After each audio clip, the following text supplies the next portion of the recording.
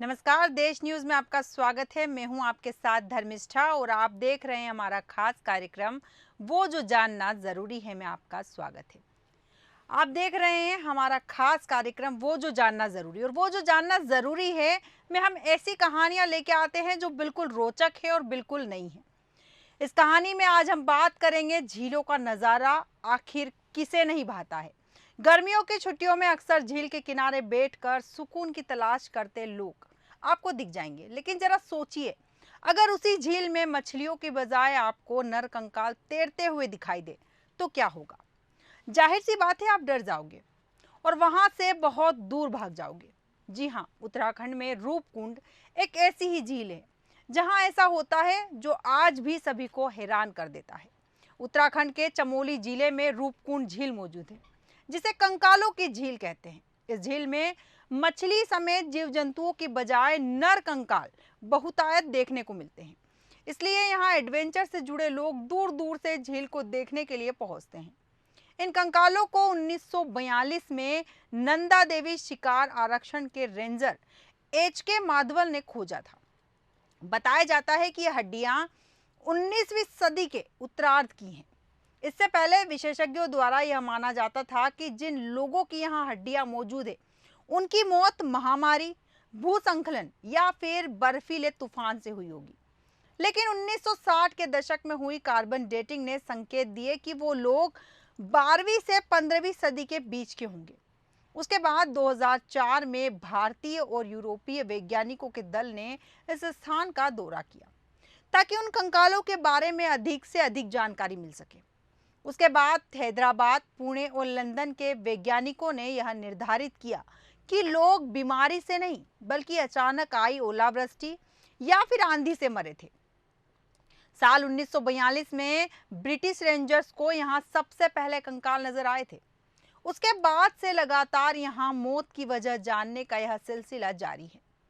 सरकार अक्सर इस झील को रहस्यों से भरी झील बताती है क्योंकि इसके बारे में लोगों को ज्यादा जानकारी नहीं है। रूपकुंड, जिसे रुद्रकुंड, रहस्य झील या कंकाल झील के नाम से भी जाना जाता है, इसकी ऊंचाई समुद्र तल से लगभग 5000 मीटर ऊपर है। यह उत्तरी भारत के उत्तराखंड में त्रिशूल पर्वत के आधार पर एक हिम नदी झील है। झील अपने आप में बहुत बड़ी नहीं है, लगभग 500 वर्ग फुट क्षेत्रफल और 608 फुट गहराई। यह 3 चोटियों त्रिशूल, नंदा और चंदनिया कोट और जुनार गली की चट्टानी सतह से घिरा हुआ है। यह क्षेत्र निर्जन है, लेकिन बेदनी बुग्याल का अल्पाइन घास का मैदान पास में है। इस घास के मैदान में आसपास के गांव बसे हुए हैं। वास्तव में यहाँ आसपास कुछ धार्मिक त्योहार आयोजित होते हैं। सबसे प्रसिद्ध नंदा देवी राज जाते हैं, जो रूपकुंड में हर 12 साल में एक बार होती है। इस सुंदर क्षेत्र और झील के प्रसिद्ध होने का कारण एक भयानक रहस्य है जो इसमें छिपा हुआ था। सैकड़ों प्राचीन मानव कंकाल जो बर्फ के पिघलने पर इसके तल पर दिखाई देते हैं। यह 9वीं शताब्दी ईस्वी में हुई हिंसक ओलावृष्टि का परिणाम था। यही कारण है कि इसे अक्सर कंकाल झील भी कहा जाता है। इसे national geographic documentary riddles of the dead skeleton lake भी दिखाया गया था। चूंकि यह झील दुर्गम है और साल में केवल कुछ महीनों के लिए ही दिखाई देती है, यह 1940 के दशक तक एक रहस्य बनी रही। जब एक भारतीय ब्रिटिश वन अधिकारी को पौधों के शिकार अभियान के दौरान इस पर नजर पड़ी, उनके शब्दों में कुछ कंकालों में अभी भी अधिकांश शरीरों पर फूले हुए रबर जैसा मांस चिपका हुआ था। यह युद्ध का समय था, द्वितीय विश्व युद्ध का। अंग्रेज चिंतित थे कि यह नेताजी सुभाष बोस की आईएनए की सहायता से किया गया एक असफल जापानी भूमि आक्रमण था। हालांकि इसकी जांच करने पहुंची टीम को पता चला कि हड्डियां कहीं ज्यादा प्राचीन हैं। साथ ही शव क्षेत्र के लिए सामान्य से बड़े थे और जूते एक अलग शैली के थे। लेकिन हिमालय के सुदूर प्राचीन क्षेत्र में 200 से अधिक मौतों का कारण लंबे समय तक एक रहस्य बना रहा। बेशक कई सिद्धांत सामने आए, महामारी, भूस्खलन, भूकंप, अनुष्ठान, आत्महत्या, भूत आदि, और फिर वे द्वितीय विश्व युद्ध और भारत की स्वतंत्रता के दौरान भुला दिए गए। 1950 के दशक के मध्य में और अधिक शोध हुआ। तब तक हिमस्खलन और भूकंपों से पहले जो पाया गया था उसका अधिकांश भाग स्थानांतरित कर दिया था। बिखरी हुई हड्डियां अभी भी आसपास थी, जिन्हें एकत्र किया गया और उनका विश्लेषण किया गया, लेकिन बहुत अधिक जानकारी प्राप्त नहीं हुई। नेशनल जियोग्राफिक की एक टीम ने बाद में लगभग 30 कंकाल निकाले, जिनमें से कुछ में अभी भी मांस जुड़ा हुआ था। इससे घटनाओं पर कुछ प्रकाश पड़ा, लेकिन यह सभी भी अंतिम रूप से हल होने में दूर थे। इसे समझने के लिए हमें इससे जुड़े मिथकों को विज्ञान के साथ जोड़कर देखना होगा, खास तौर पर इसलिए क्योंकि इस क्षेत्र में मिथकों को गीतों और कहानियों के रूप में पीढ़ियों तक प्रसारित किया जाता है। हिंदू पौराणिक कथाओं और धर्म में हिमालय को लंबे समय से भगवान शिव के निवास के रूप में प्रतिष्ठित किया गया। वास्तव में भगवान शिव की पत्नी देवी पार्वती ब्रह्मांड में स्त्री शक्ति का प्रतिनिधित्व करने वाली शक्ति हिमालय के राजा हिमवान की बेटी मानी जाती है। इस क्षेत्र में हर जगह पूजा स्थल है। यह संभवतः उच्च परोपकारी शक्ति के आराम को पकड़ने की बुनियादी मानवीय आवश्यकता के कारण है, खास तौर पर तब जब प्रकृति के सबसे भयावह समझौता न करने वाले अवतार से सामना हो। नंदा देवी पर्वत, जहाँ यह झील स्थित है, का नाम नंदा देवी के नाम पर रखा गया है, जो देवी पार्वती का दूसरा नाम है। इसका शाब्दिक अर्थ है आनंद देने वाली देवी, और यहाँ का प्रत्येक निवासी इस पौराणिक कथा में डूबा हुआ है। अनुष्ठान, त्योहार और तीर्थ यात्राएं नियमित रूप से होती है। पहाड़ों और झीलों को वास्तव में देवी का अवतार माना जाता है और इसलिए पूजनीय भी है। यहाँ के मिथकों में से एक यह है कि देवी को प्यास लगी थी, इसलिए भगवान शिव ने पानी के लिए अपने त्रिशूल, स्थानीय भाषा में जिसे त्रिशूल कहते हैं, से जमीन पर प्रहार किया। इससे त्रिशूल पर्वत और दो झीलें निर्मित हुई। जब देवी पार्वती एक झील पर पानी पी रही थी तो उन्होंने झील में अपनी सुंदर छवि देखी, इसलिए झील को रूपकुंड कहा जाने लगा, जिसका अर्थ है सौंदर्य झील। एक अन्य संस्करण यह है कि यह नंदा देवी ही थी जिन्होंने पानी के लिए त्रिशूल से प्रहार किया। एक अन्य स्थानीय मिथक कंकालों की कहानी की खोज को कुछ दिशा देता प्रतीत होता है। कन्नौज के राजा जसधवल अपनी गर्भवती पत्नी रानी बलमपा के साथ नंदा देवी मंदिर की तीर्थ यात्रा पर गए। वह ठेठ राजसी अंदाज में मनोरंजन के लिए नौकरों और नाचने वाली लड़कियों के एक बड़े दल को अपने साथ ले गए। रास्ते में खूब संगीत, नृत्य और उल्लास था। अब देवी नंदा में कई चेहरे हैं, कभी कभी परोपकारी और कभी कभी क्रोधित, ईर्ष्यालु या असुरक्षित।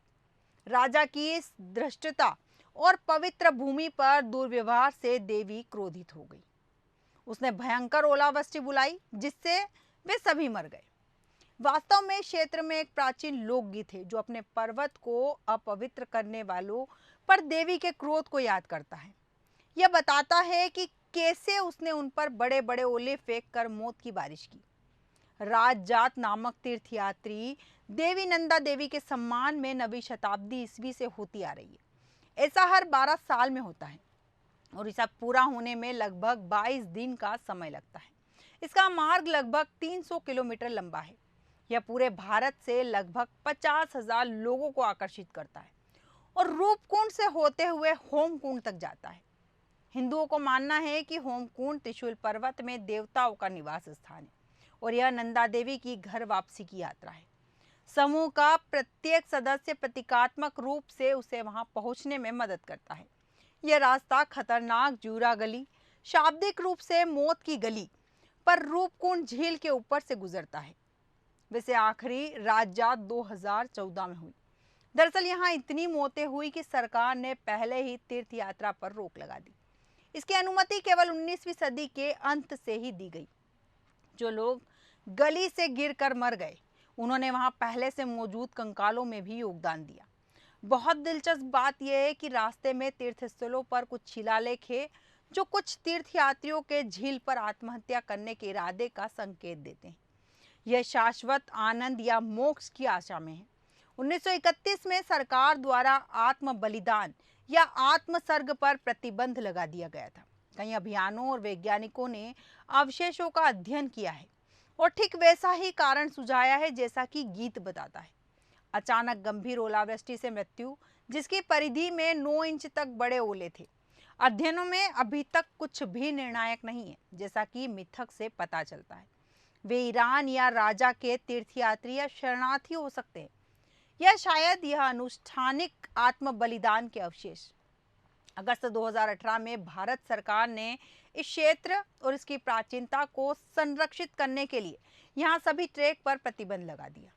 वैज्ञानिकों को अभी भी अनुमति है और वे इस रहस्य को सुलझाने पर काम कर रहे हैं। ये कहानी है ऐसे कुंड की जिसका रहस्य 1200 सालों से अनसुलझा है। इस कुंड के रहस्य को हजारों इंसानों ने अपनी आंखों से देखा है, लेकिन इसकी सच्चाई आज तक गुमनाम है। आखिर क्यों इस कुंड में मछलियों की जगह इंसानों के कंकाल मिलते हैं? आखिर कैसे बर्फीली वादियों में एक सामूहिक कब्रगाह बन गया? आखिर क्या है झील के अंदर और बाहर मिलने वाली इंसानी हड्डियों का सच क्या है?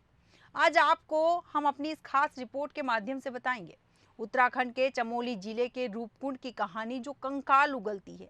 बर्फीली चोटियों के बीच स्थित रूपकुंड झील की कहानी कुछ ऐसी ही है। ऐसा इसलिए क्योंकि वहां एक अरसे से इंसानों के कंकाल बिखरे हुए हैं। यही वजह है कि इसे लेक ऑफ स्केलेटन भी कहा जाता है।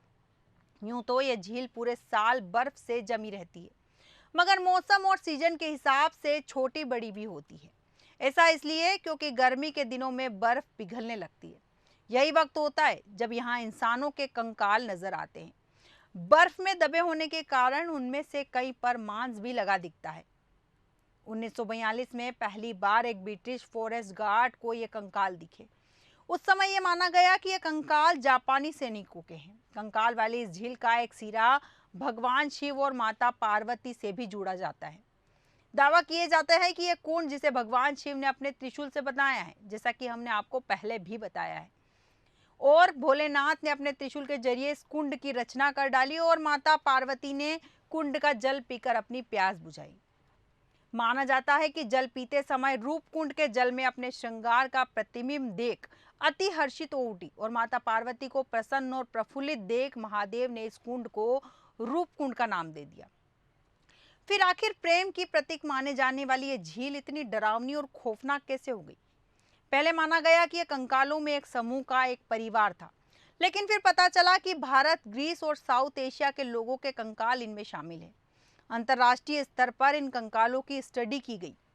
नेचर कम्युनिकेशन पोर्टल की रिपोर्ट के अनुसार 71 कंकालों के टेस्ट हुए। इनमें से कुछ की कार्बन डेटिंग हुई और कुछ का डीएनए जांचा गया। कार्बन डेटिंग एक ऐसा टेस्ट है जिससे पता चलता है कि कोई भी अवशेष कितना पुराना है। ये कंकाल एक समय के नहीं है। इनमें महिलाओं और पुरुष दोनों के कंकाल पाए गए हैं। अब तक यहाँ 600 से 800 लोगों के कंकाल पाए गए हैं। हालांकि सारे दावों से इतर पर्यटक को बढ़ावा देने के लिए उत्तराखंड सरकार इसे रहस्यमय झील के तौर पर पेश करती है।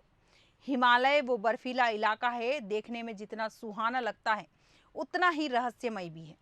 बर्फ की गहरी कोख में ऐसे हजारों राज आज भी दफन है, जिसे सदियों से कोई भी नहीं जान पाया।